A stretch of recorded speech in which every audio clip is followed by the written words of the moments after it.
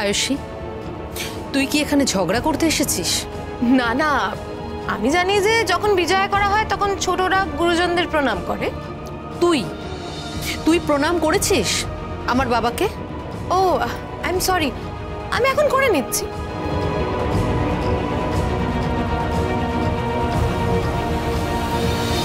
এই যে আমি প্রণাম করে নিয়েছি, এবারে জামাই শ্বশুর মশাইকে প্রণাম করুক।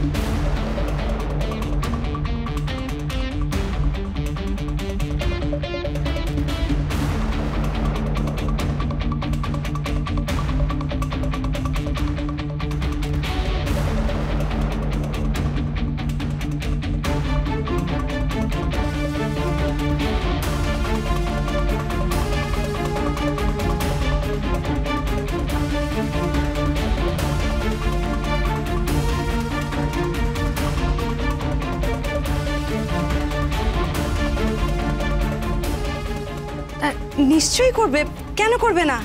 জিজু, প্রোগ্রামটা সেরে ফেলো তো, শ্বশুর মশাই বাড়ি বয়ে এসেছে।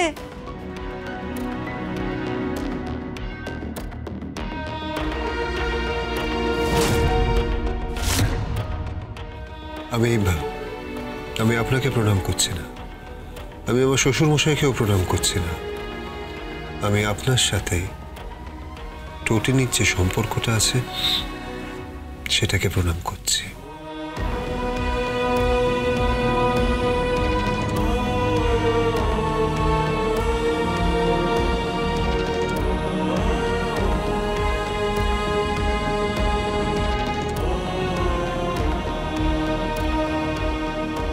কোলাকুলি করবে না বা? করবো, নিশ্চয়ই করবো।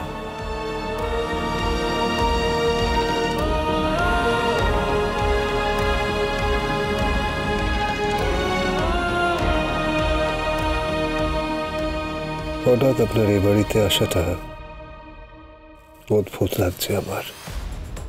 যে সন্তান আপনার কাছে মৃত, তার জন্য এই বাড়িতে আসা, এটা কি কোনো নতুন অঙ্ক নাকি?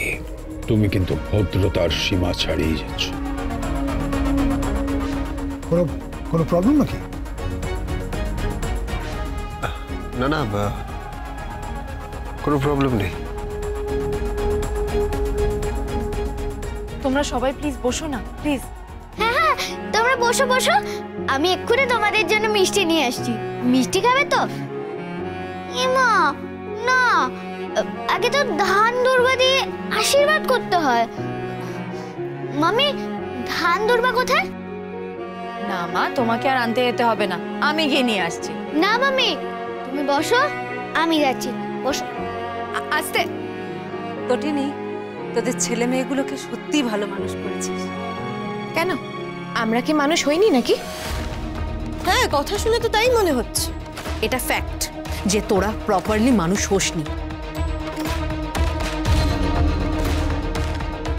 একটা খিচুড়ি কালচারের মধ্যে তোরা বড় হচ্ছিস, আর সেই কালচারটা না এই মুহূর্তে আমাদের সমাজের জন্য মারাত্মক।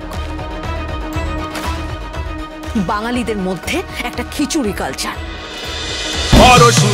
পরশুরাম আজকের নায়ক, সোম থেকে রবি প্রতিদিন রাত ৮টায় স্টার জলসায় ও জিও হটস্টারে।